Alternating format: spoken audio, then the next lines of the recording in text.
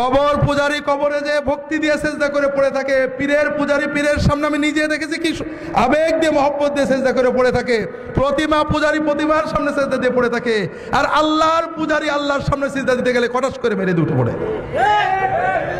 এই ঈমান ভাইরা, আমি তো নামাজ পড়ছি সেজদাটা করার জন্যই, যে আমার মাবুদকে সেজদা করব, আমার মনের কথা বলবো, কিছু না পারি, আরবি এক হরফ না পারি, সেজদা দিয়ে পড়ে থাকবো।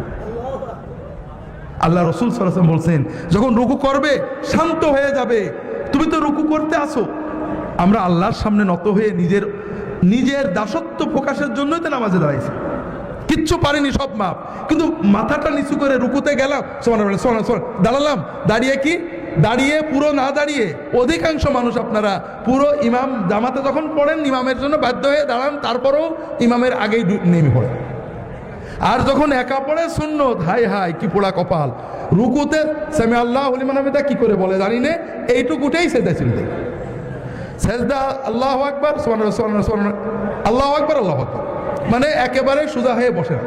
বিশ্বাস করেন আল্লাহ রাসূল সাল্লাল্লাহু আলাইহি ওয়াসাল্লাম বলেছেন, লাউ মাতা হাযা আলা হাযা লামাতা আলা গায়রি মিল্লাতি মুহাম্মাদ সাল্লাল্লাহু আলাইহি ওয়াসাল্লাম। কেউ যদি তার রুকু সেজদা চুরি করে এইভাবে ভাঙড়ি নামাজ পড়ে, মরগ মার্কা নামাজ পড়ে, কটস কটস করা নামাজ পড়ে মরে, ও আমার উম্মত হয়ে মরতে পারবে না। আপনার সব অসুবিধা আছে, কাপড় পাক নেই মাপ, টুপি নেই মাপ, ওযু নেই মাপ, আপনি সেজদায় কেন থাকলেন না? কোন অভিযোগ ছিল আপনার? বড় কষ্ট লাগে ভাইরা।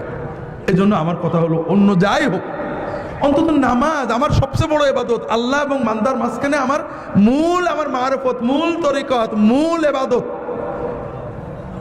সেই ইবাদতে আর কিছু না পারি, আমি যে আমার মাবুদের সামনে দাঁড়াইছি, আমার মাবুদ আমার দিকে তাকিয়ে আছে, আমার অন্তর দেখছে, আমার চোখ দেখছে, আমার ইবাদত দেখছে, আমি অন্তত সেই আবেগ নিয়ে দাঁড়াই। কথা বুঝতে পারছেন?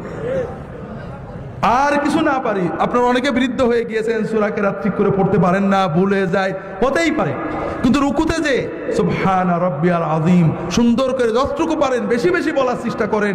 ভাই আল্লাহর সামনে মাথা নত করে বলবেন।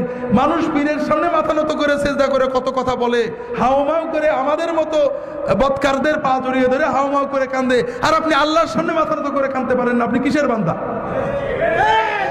তো ভাইরা, এই জন্য রুকু সেজদাগুলো ঠিক করেন। রুকু থেকে উঠে